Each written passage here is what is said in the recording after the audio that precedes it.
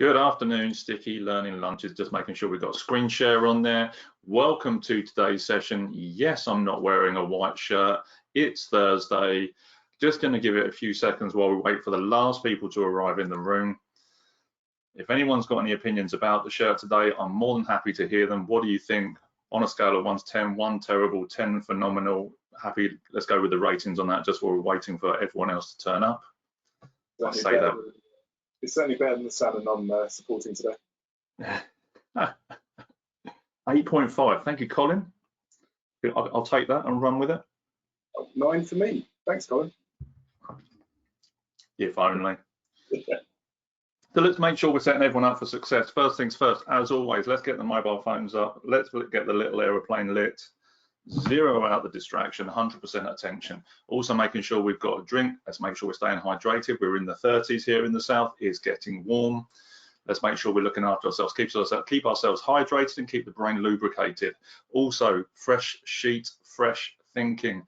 Get yourself a blank page. Make sure at the top of that you've written keepers. And these are the things you want to remember and remind yourself about when you reread them so you can reignite that thinking and really make this learning stick. It's the end of the week for us and the sticky learning. Before we go any further, before we go into the introductions and get the session rolling as well, if you have not signed up for Monday's session, which is the last one of the 73% funnel, now is the time to do that. We'll get a link into the chat box there. You can click through there and sign up for Monday's session. We've also got Tuesday's session. We're going to move into the leadership coaching model EVOC, which I've designed. It's all going to be about self-evaluation and getting really deep on who you are, what you bring, and how you develop yourself as a leader as we move through the course of next week as well. So if you haven't already signed up, now is the time to do that. We are on.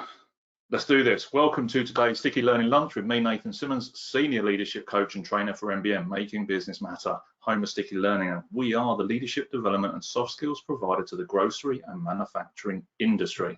The idea of these sessions is to give you a 20 to 30 minute micro learn that's going to help you be the best version of you in what you do right now, and also preparing you to go back to the brave new world, that whatever that might be as we move into the future. What are we covering today, Andy? Afternoon, Nathan. Today we are covering landing those opportunities in store. So it builds, as this funnel continually does, our targets, our shoppers, our stores, our insights and recommendations, selling it through to landing it. So today's about landing it. It's about that last 100 yards and ensuring that all that time and effort and analysis we put in actually hits the shelves and hits the shelves right.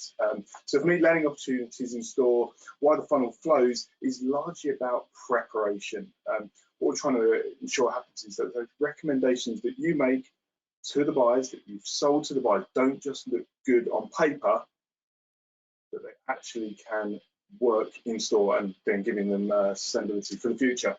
So getting into this one. There are broadly two groups of people that work for supermarkets, those that work in the offices and those that work in stores. Yes, of course, there's some other areas, but broadly speaking, those two groups of people. This is really about bridging that gap between those particular areas. Talked about it as the last 100 yards. It's the difference between ideas generated and where they are implemented. So I'm going to start with a quick story. One of my colleagues may be in this afternoon. This story is actually about him. So many years ago, and he'd probably tell us it was about 20, I think the reality was it was probably maybe 30 or 40 years ago, he was an up-and-coming frozen foods buyer. And that buying department at this particular supermarket were trying everything to drive sales. They would draft in suppliers, they would go through all the analysis, through all the SKU level, store level, by week analysis, and it was all with a view to trying getting availability sorted in frozen foods. Hundreds of spreadsheets, lots of analysis, hours spent on it, nothing was improving. So my colleague himself decided, you know what, maybe I need to get out to stores. So he did, out of his desk, off to stores. And he spent some time working in stores, spent a few days observing what colleagues were doing. He spent a few days helping colleagues in store, putting stuff into the shelf. A couple of weeks later, he pulled and gathered the buying team back together. What he then did was place 50 pairs of gloves down on the table and said, there's our issue. It doesn't matter how much analysis we do. It doesn't matter how many recommendations we come up with. It's about this. And everyone kind of went, gloves? What do you mean? It's about gloves. What he then went on to explain was that the insight he got from working in the stores, well, frozen food was cold. And so because frozen food was cold, everyone in store avoided filling or replenishing that particular part of the store. By providing gloves to the stores right across the estate, they were able to increase availability. So they made it just that little bit easier for people to go, do you know what, we're going to pick up those cold cardboard boxes, open it, put it on the shelf, just make life that little bit easier. The point of that is really about closing the gap between what we see behind our screens and within our spreadsheets and bits of paper to what actually happens in true reality. So finding your gloves is the kind of, or the equivalent of, is my real challenge to you for this afternoon. Find those gloves, close that gap between the analysis that you do and the opportunities that you're recommending. Making sense, Nathan? Absolutely, and it's the real life stuff. And what you see on your computer screen and from where you're sitting is completely different to the reality inside a store. Now, you're in geographically, you may be 20, 30, 150 miles away from that location. So you have no idea actually what's going on in the head of the individuals that are supporting you make those opportunities land. You have to be there. Yeah. Now, I'm going to share another little model, why not? We looked at the staircase the other day. This is another staircase. I seem to like staircases and three-letter acronyms this week. This is effectively the staircase of learning. Some of you may well be familiar with it, but actually I think it works really well for this particular topic as well. Let me draw this up. Start with these two areas here. Not a big fan of this word, but it'll make sense. Unconscious incompetence. It's the things that we don't know. And this is typically, or can typically be, the area that some category managers tend to reside in. They don't know what they don't know. Sometimes getting out to store can help that.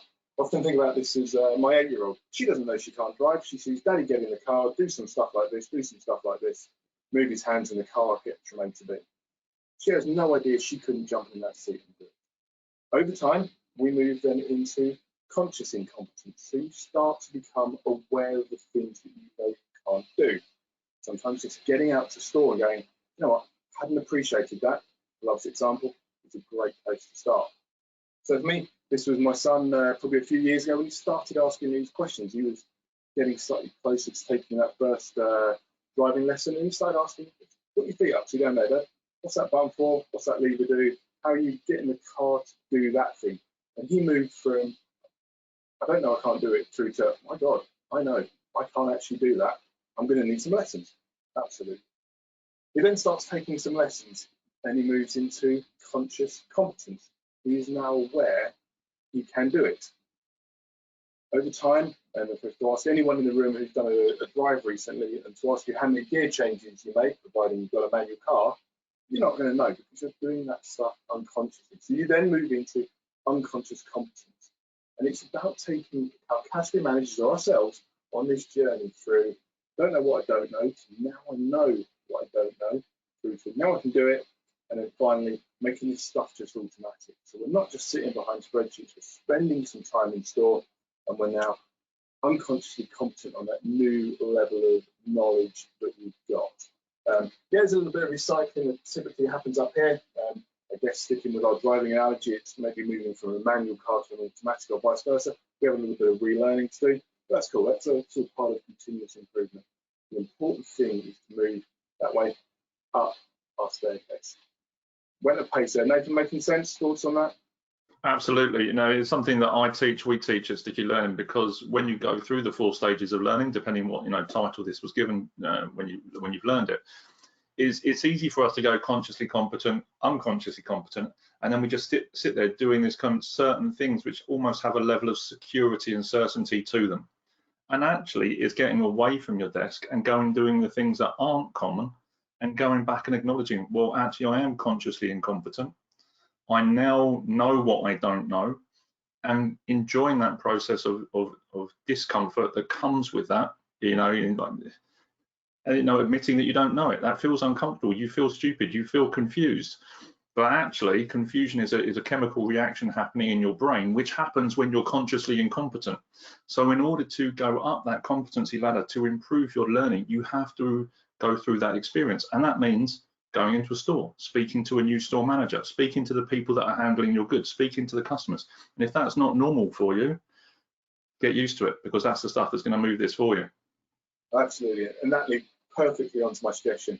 I think it's exactly doing that. Speak to your buyer, speak to your local supermarket store manager. You sometimes need to get permission to do that. You can't just rock up in store and start speaking to colleagues or customers. Get that permission appropriately, and then coming back to where we were the other day, I'm talking about hippos or hypotheses.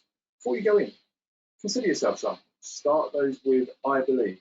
I believe that I can drive more sales by better understanding the store ordering system, or I believe I can learn 3 pieces of new product development by replenishing my category for half a day. I believe I can learn some stuff about my category by replenishing another category in the store. And the list goes on, considering around how does the store manage waste, how do they manage arrivals, how do they take those arrivals to restocking, what can you do to help visibility of new products, or stores locate certain products. There's a whole host, massive list. Consider the ones that are right and relevant for you. Start with I believe that, and then go in stores and start proving or disproving them. I think it's super powerful and will just help ensure that the opportunities that you make that are great on paper land in store and are there for the foreseeable future, driving sales and profit. Excellent, excellent. So where does this take us to next then? Once we start getting into the superstores and we're looking at some of these things, rightly so. I'm very much kind of a shoot first, ask questions later kind of guy. So I'm glad you highlighted there to go and get permissions to go and have these conversations, because I would have already been doing them. So where does an individual go from there to move these hypotheses and take themselves into the next steps? I think that's it. These learning opportunities are largely about preparation. We've made the recommendation for people who bought into it. But actually, some of this stuff, and I said this funnel isn't about start, stop, all the way down. There's this kind of Venn diagram type overlap. Some of this stuff needs to happen first. You don't want to make a recommendation that ultimately is just going to fall over the day after it launches. So part of this stuff maybe happen further up the funnel as you're developing products and developing recommendations. Moreover, it has with everything around category management for today. It's a business as usual thing, not something you dip into once every few months. You should be out there visiting stores on a daily and weekly, not necessarily daily, but maybe a weekly basis. And actually the reality is we're doing that when we're doing our normal weekly shops, albeit slightly caveated with our current new situation. Keeping yourself living and breathing, keeping yourself close to your categories, challenging yourself with understanding other categories, just a great source of one, opportunity identification, but two, ensuring that what you're suggesting is landing. So another thought, Nathan. You mentioned about going out into superstores and visiting those stores there. So I'm going to go off on a slight tangent. This was nicely prompted by the question from Fiona the other day. I'm not sure if she's here today. If she is, then thank you for this. We had a conversation about this earlier today. Her challenge to me was, okay, how do we manage various different channels that exist? Because actually it tends to be our effort is put into, your point, Nathan, our big superstores, our hyperstores, and what have you. Yeah, each retailer has various different channels, right from its kind of small local convenience channels to its online channel to its superstores, hyperstores, megastores, however they choose to clarify it. The challenge, again, could be a way, or another way of looking at it could be, I'm going to introduce, so I think the majority will be familiar with KPIs, key performance indicators, our targets. Typically, I see this and this going in hand. I'll agree, target is our KPI, it's what we're aiming to achieve. So if we have a KPI for our category, we could then have various KRAs. Typically one here, multiple here. The KRA, key result area. Let me explain this in the same way I did with the conversation with Fiona earlier, was around key result areas. I'm going to pick a sport, I'm going to pick football, but it could be any sport. Each football team will have a KPI. Let's imagine it's winning the league. They will have various KRAs that sit below that. So for the goalkeeper, it could be clean sheets, which is not letting any goals in the net.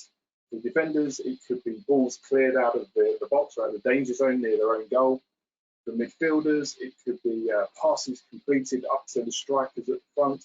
And for our strikers at the front, it could be goals scored. Those are the KRAs, so the key result areas that will all link into achieving our KPI. We could come at it a different way from a channel perspective, and actually our different channels could be our individual KRAs. What do we want our superstores to achieve? What do we want our online presence to achieve? What do we want our small local convenience stores to achieve? Because while the opportunity size may be very, very different, big opportunities may sit in the superstores, small opportunities in the convenience stores, they all play their part, in which case they all then need to be, maybe, for want of a better word, held accountable for achieving the overall KPI. So when you're in stores, it's not just about visiting the hyperstores, big stores. It could be about visiting some of the smaller, more local convenience stores, which could then send us on a whole other journey to go visit our local fresh produce greengrocers, butchers, smaller stores, independents, just to get a feel for what those guys are doing to allow us to then take inspiration and see if we can apply that to a wider format. We'll pause there for a second. KPIs, KRAs. Nathan, as my temperature check, is that making sense? Absolutely, and I think the key thing that we've seen in businesses is not having too many KPIs. There is maximum kind of 3, and you will find that a lot of your KRAs, and other KPIs will actually fall into those kind of 3 columns anyway.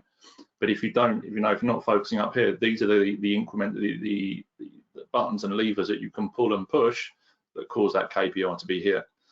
So just making sure you've got the right numbers in the right places so you can take the right action and not just confuse yourself. I agree. It comes back to kind of day one, we were talking about that stuff there. Ideally, it's one target up here. Achieve that, move on to another.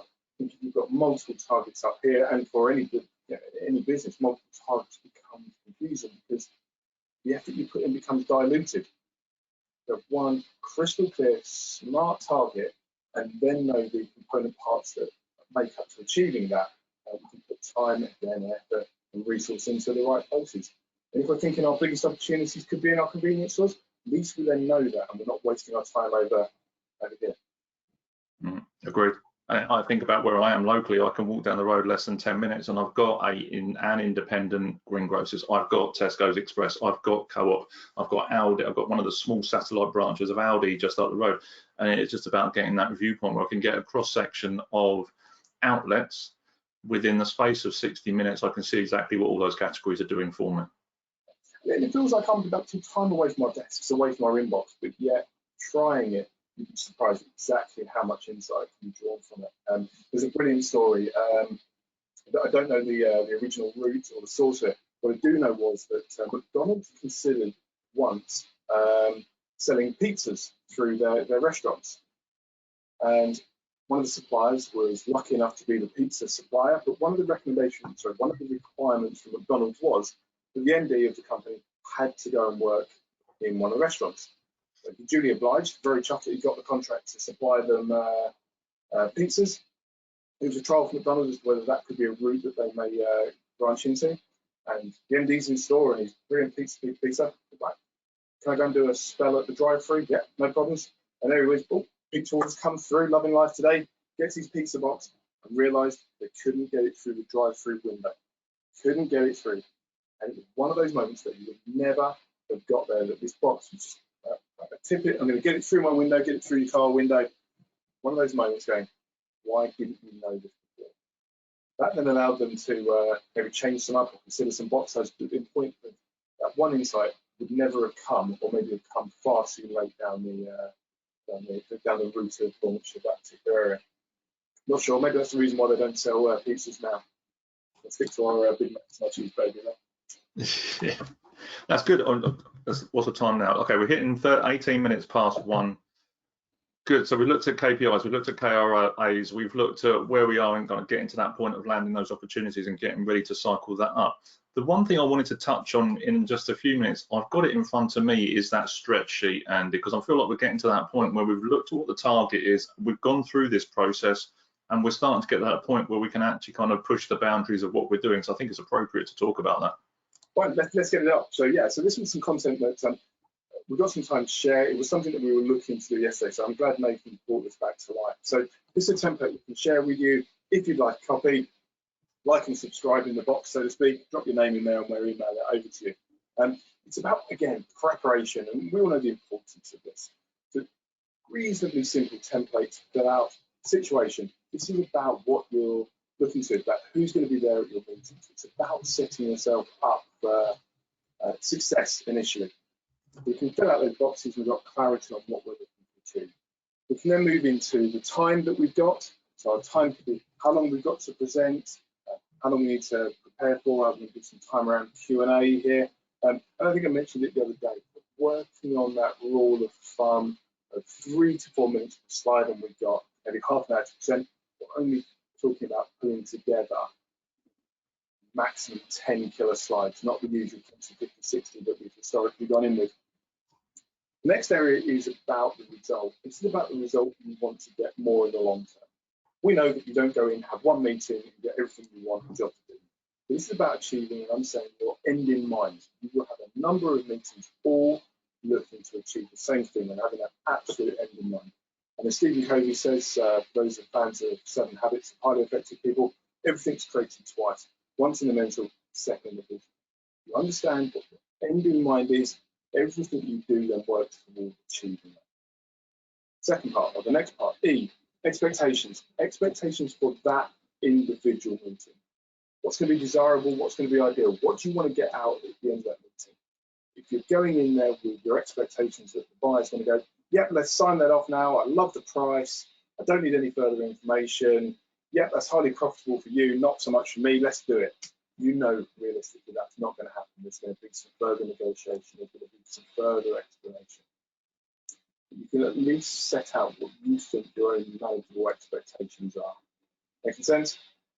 Nod from Nathan. Brilliant. Okay, next thing is 3 key things. What are your 3 bumper stickers? What are the 3 things that you want to have the buyer remember? And it could be that the buyer goes again, you know what, those guys have got a handle on promotions. That's going to generate me another 100 million. Those guys have got 3 awesome products that we're going to launch in the next 3 months. That's rock and roll. It's, again, having clarity on what the big, important things are that the buyer's going to take away, as opposed to that. I talked about it again the other day, having that list of 40 or 50 recommendations, all of which are never going to happen. It's going with 3 killer things that are a must-have. The next part is the character. Who are you? And always be yourself, but who and how are you going to present yourself? And having good clarity on what that looks like beforehand. What I mean by that, it's coming back to sort of the Herman stuff we talked about yesterday. How are you going to tailor how you communicate, how you present, how you interact by being more mindful of the audience? For example, my default probably would be to stand here and talk quite monotone and be a bit dull. I don't really fancy making eye contact with any of you, just don't really like it. We know we're running a webinar, it's online, we've got to be a bit animated, bring it to life, make you guys feel as enthusiastic as we are. So in which case, bringing that enthusiasm, hopefully, leaks through to you guys and you guys get as passionate as we are about capital management. So it's about your character. Last one is about how. So this is really about how you're going to present. Our default, of course, is PowerPoint. We go in, open up our laptops, I'll get our hard packs out. Actually, can we do some stuff differently? Can we have various different levels of various different formats? Can we do some stuff on boards, or can we go in with just a single one-pager, or can we go in with nothing and just actually talk and ask questions and interact and then summarize at the end? And the challenge is about how you can present differently to differentiate yourself from all your competitors that are still going in with their PowerPoints. Sometimes just going in with a couple of, let's say, A2 foam boards can really bring stuff to life and just help the buyer go, oh, thank goodness, I haven't got to sit through another PowerPoint presentation, or maybe for right now, I haven't got to sit through another Zoom meeting of 3 hours of slides. It's about considering all that stuff differently. This template allows you to stretch your thinking. It allows you to do that preparation, and all with a view to setting yourself up for success. Okay, as usual, going at a fair pace. Nathan, there's my temperature check. It's good, and it leads me in 2 ways, because yesterday I was watching a webinar about how to land a TED talk. So it's something that I'm really inspired to do, is actually get myself on a TED stage and talk about some of the things I'm passionate about. And the man that was leading it turned around and said, the idea is one thing, but if you haven't got the energy behind it to actually push that idea through, no organizer of a TED event is going to bat an eyelid. They're just going to cross you off, and they're not going to move it forward. It doesn't matter how good the idea is. And he was saying that the head of the the CEO of the World Food Fund or Food Bank or whatever it is, World Food Bank, had applied 49 times before he actually got accepted to do a TED Talk. And this guy's charismatic and talking to huge audiences about great ideas, but it just wasn't the right idea for those people. So it takes time to do these, and you've got to come with that energy to land it. The second direction it takes me though is then looking at the magic pill from negotiation. So I'm aware I'm sharing the screen at the moment, but again, it's just talking about who you're bringing to that conversation, how you're positioning yourself, and to stop doing that. The amount of importance, what energy, what characters, what demeanor do you want to bring to that conversation to support the dialogue that you're creating? Absolutely. I think I refer to this as my monkey in the cage, and bear with me on this one a little bit. Story, Victor Cayenne, when he first started in his early career, was selling toothpaste, and he was invited in to go and sell his toothpaste along with a number of other suppliers, and he went, oh, okay, I've got good toothpaste, they've got good toothpaste. I've got good prices, they've got good prices.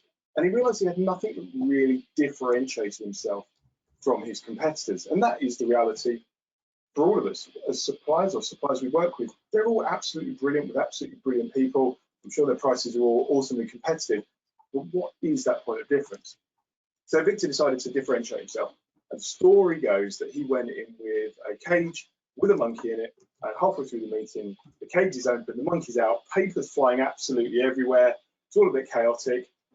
This is the presentation, monkey back in the cage, off he goes.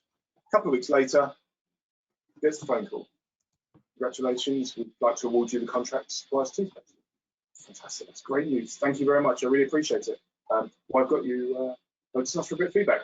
What made you award me the contract? Simple answer was, you were more memorable than your competitors. Exactly that. May well be a little bit of poetic license in that story, and why I wouldn't suggest any kind of caged animal is taken into any kind of meeting with any supermarket. It is about considering what your metaphoric monkey in the cage is in order to differentiate yourself from your competitors, to stand out, and importantly, still maintaining your credibility. Absolutely, and whether you love him or hate him, Bill Gates did a very similar thing in his TED Talk when he opened the jar on the mosquitoes when he was talking about malaria. It made people think, and it got people responding. Whether there was mosquitoes in that jar or not, who knows? Doesn't matter. You're hitting certain psychological hot cognitions, which then trigger certain different responses and reactions. It's understanding what those hot cognitions are that put you in front of those people again and again and again. Conscious of time, crikey, it is 1:27. I hope this is useful. Everyone who's here, who's attended, thank you very much for being here. It's so very appreciated. What has been useful from this week's Sticky Learning Lunches for you? We'd love to know right now. So this is an open question to the whole audience. What has been useful for you today and from this week? And also, what questions have you got for Andy? So fire those into the questions box. What's been useful? What's been valuable? What questions have you got right now? Let us know. And while we're talking about that, just to let you know, while we were talking, I went and found the article for the negotiation magic pill. So that's got some information there and just ideas that will help you to enter into negotiation conversations in a very different mindset to get you even better results. So that's already there. Now, while those questions are coming through, bear with me because I am just going to pick up some extra bits here and get those into the chat box. As I said earlier, I did say make sure if you haven't signed up for Monday's session even, now is the time to go and have a look and get yourself registered for Monday and also for the leadership development sessions as well. Also, I've just dropped the link in there for the Catman category management coaching cards. So all the stuff that we've covered through this week and we're going to be rounding up on Monday are all included there in the coaching cards as well. Huge, phenomenal value. We've got a multitude of decks now for asking the right questions in the right scenarios. These are the category management ones. They're £5 for the pack. Takes you through each stage of this funnel and helps you to ask the right questions of yourself. So if you haven't got your pack, now is the time to go and do this. Always good to remember, get into store and to understand the retailer and their objectives before creating pages of PowerPoint analysis. Absolutely agreed, Michaela. And as much as Andy loves his data and his analysis, you know, it's getting the fair and the right and the reasonable combination of those things. From this week, the power of and also awareness of challenge reality in my head. Tell me more, Colin. You know, have you picked up some more awareness of the challenges and realities that you have in your own head when it comes to regards to category management? And how is this helping? How is this training course we've just delivered in this space helping you to push beyond those? Really, really important.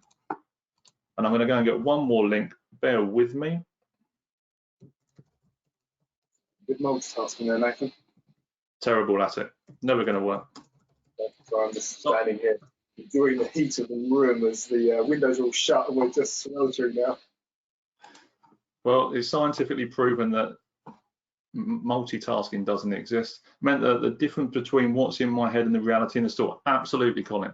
The difference between what you think in your head and what is actually the reality out there are worlds apart. And again, even if you go into the store with your own set of eyes, you're still seeing it from what's behind your own set of eyes. And you've got your own biases of what you think is right and wrong in that store. And it's super important that we're actually getting a cross section and we're triangulating our thinking. I think that's super important. And for me, that's where we kind of develop those hypotheses that then need to be tested with a robust sample of people. We've seen it so many times when supplier goes in and it says to the buyer, look, we've got this new product, it's absolutely terrific, you're going to love it. And the buyer goes, I like yellow, yellow, not my favourite colour, not interested. It's about saying, actually, in the most politest way, it's not about whether you like yellow or not. All of our customers, all of your customers, 90% that we asked said yellow is absolutely fantastic. And trying to head that stuff off first, we don't make it about individuals' personal preferences. We all have them, neither right nor wrong. We've got to make sure we're persuading our buyers, persuading the person who's making that buying decision by backing it up with all of the relevant and appropriate information to what our shoppers are saying and telling us that they actually want out. Absolutely. And last but not least, before we close off today, if you would like Andy to speak to you, to speak to your team, to speak to your account managers about category management to increase the number of opportunities that you've got and getting them landed, I have just put the link in there for the virtual classrooms. That will help you to start an initial conversation with Andy Palmer and help you to expand what it is you're doing and the slice of the pie that you've got in all directions. Getting a bigger slice, but also getting a larger slice. And I mean kind of the expansion, not just the slice out of that pie as well. So super important. If you know someone that needs that support, now is the time to click on that link and start that conversation. Andy, thanks very much for today. Really appreciate it. Absolute pleasure. We'll see you on Monday. On Monday, and everyone else who's watching now, thanks very much for today. Really appreciate your time, and we'll see you on Monday as well. Have a lovely rest of the week and enjoy your weekend.